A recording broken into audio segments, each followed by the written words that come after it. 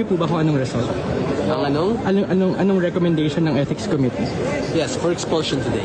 For expulsion. So it's my last day in Congress. Okay. So I'm saying my goodbyes to my fellow colleagues at sinasabi ko sa kanila, huwag na masyadong magnakaw.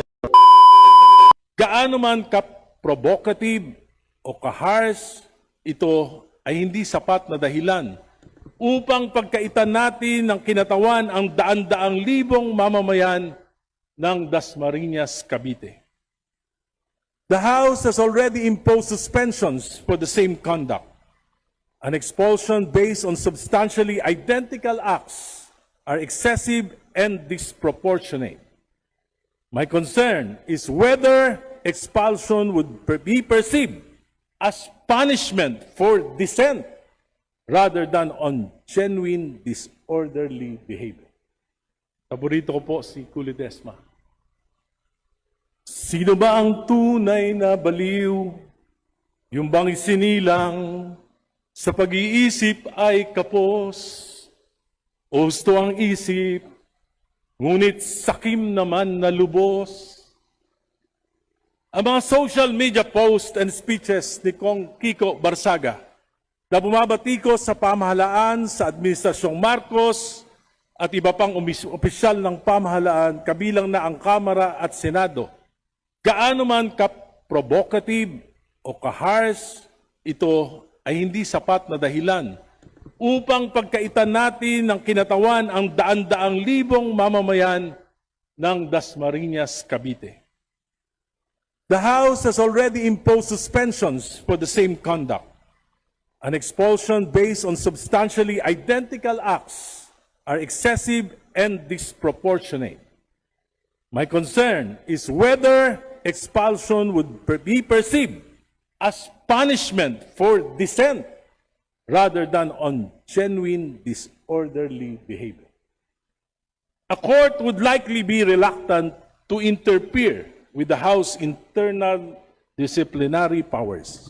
However, from a constitutional law perspective, expelling a representative for criticism, harsh language, and controversial social media posts would be difficult to defend as a proportionate exercise of the expulsion power.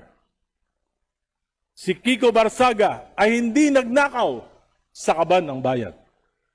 Si Kiko Barsaga ay walang conflict of interest di tulad ng mga contractors na iniiwasang imbestigahan ng Kamara. Si Kiko Barsaga ay hindi nagpasok ng mga kahina-hinalang alokasyon sa national budget. Si Kiko Barsaga ay dumadalo sa sesyon di tulad ng mga maraming kinatawan, hindi mo nakikita sa plenaryo, pero laging present sa attendance record ng Kamara. This is simply a tyranny of the supermajority to please those in power that were offended by Representative Kiko Barsaga. Ito ay pagpapatahimik sa mga hindi sumasang-ayon. Minsan, dumalo ako sa burol ng aking kamag-anak ng aking high school classmate. Pinakilala ko sa mga naroroon. Si Egay po, kaklase ko, congressman ng Caloocan. Hindi po buhaya yan. Matino yan. Napaisip ako. Nasabi ni Kiko Barsaga sa kanyang FB post, "This house is a crocodile farm." This is not just himself speaking. Actually, it is a reflection of what the people think and view us. Honorable Erice, have another minute. Sa South Lounge, sa Huntahan, hindi naman kinakaila, marami. Uusap-usap tayo. Ina-admit natin, hindi maganda ang tingin sa atin ng mamamayan after the flood control anomaly. Hindi kasalanan ni Kiko Barsaga kung buhaya at korap ang tingin ng maraming Pilipino sa atin. Hindi kasalanan ni Kiko kung mababa ang tingin sa Kongreso. Tayong lahat ay may pananagutan dito. Sa imaing ito, maraming aligasyon ng korupsyon. Yung ombudsman mismo ang nagsasabi, there are a lot of contractors dito sa Kamara, pero bakit hindi natin ito iniimbestigahan? conflict of interest, anomalous budget and infrastructure, pork barrel, patronage politics using government funds, bundat ng mga political dynasties. Ngunit sa halip na linisin natin ang ating hanay at magbago sa ating mga gawi, pinili nating magalit, mainsulto at parusahan ng mga nagsasalita. Galit tayo, nasasaktan tayo sapagkat may kasabihan.